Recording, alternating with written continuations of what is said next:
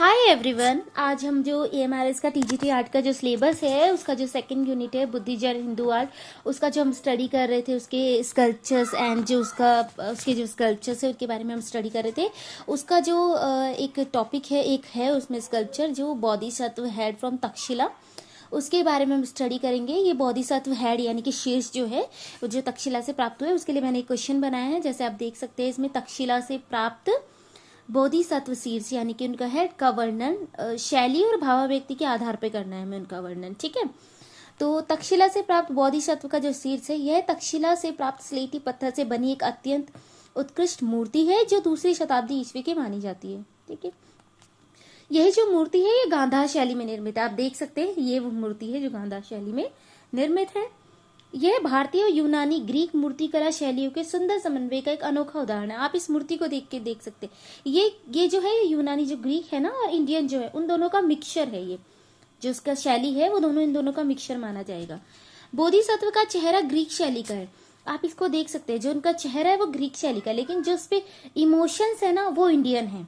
तो हमें ध्यान रखना है कि जो इसमें इमोशंस है, जो इमोशंस है वो इंडियन है, लेकिन जो फेस का जो चेहरा है वो ग्रीक शैली में बना है, जिसमें एक प्रकार की मोहक और सरलता और मासूमियत दिखाई देती है। आप देख सकते हैं इस फेस को, आप देखिए बाल घने हैं और चेहरे पर मूछें भी बनी है। इनके जो बाल है वो घने और मूछें भी है चेहरे पे। आप देख सकते हैं बोधिसत्व का एक यूनिक ही एक स्कल्पचर है जिसमें उनको मूछों के सहित बनाया है। उसके इनके जो सिर पर एक विशेष प्रकार की पगड़ी दिखाई देती है जिसे रत्नों से सजाया गया है ना। ये इस तरह से देखो, ये रत्न बने हुए हैं और तीखी बोहें और आदि बंद शांत आंखें इस मूर्ति को जीवंत बनाती है। आप देख सकते हैं इनकी जो आदि बंद आंखें हैं वो इस मूर्ति को क्या करती है, जीवंत बनाती है। चेहरे की बनावट ग्रीक है, लेकिन जो चेहरे के भाव है ना वो पूरी तरह भारतीय है। जो हमने पहले भी बात की है, जो इमोशंस है वो सारे इंडियन है, लेकिन जो शैली है वो ग्रीक रही है।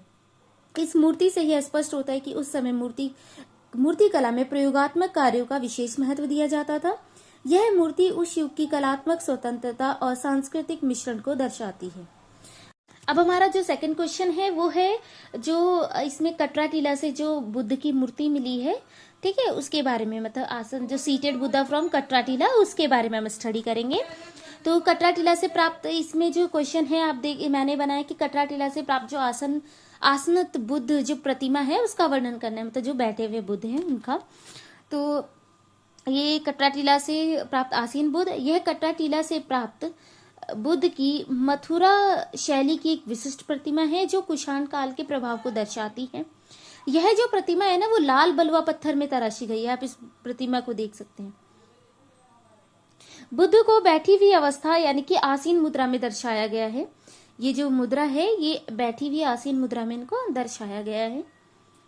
गोल चेहरा मुस्कान और मैत्रीपूर्ण भाव प्रकट करता है, जिसमें आंतरिक भाव और आध्यात्मिक दिखाई देता है। मतलब जो गोल चेहरा है वो मुस्कान और मैत्रीपूर्ण भाव प्रकट कर रहा है चेहरे पर, और आंतरिक भाव और आध्यात्मिक भी इसमें दिखाई देता है।